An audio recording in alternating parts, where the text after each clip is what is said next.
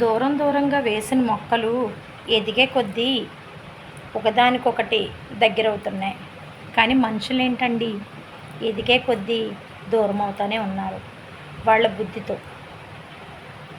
ఏం పట్టుకెళ్తాం? ఏమీ పట్టుకెళ్ళం. మనం ఎలా వచ్చామో అలాగే వెళ్ళిపోతాం. ఉన్నన్నాళ్లే కదా స్నేహితులు, ఫ్రెండ్స్, చుట్టాలు ఎవరైనా సరే.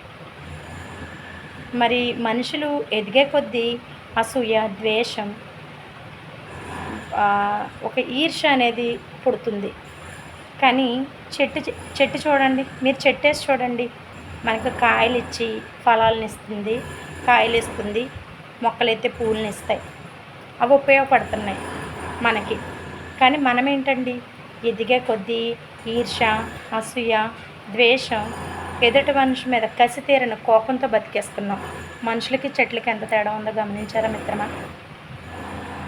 చెట్లలాగా మనం ఎదిగే కొద్దీ ఒకరికొకరు దగ్గర అవితే చాలా మంచిది. దూరం మాత్రం అవ్వద్దు మిత్రమా. ఒక చిన్న మాట.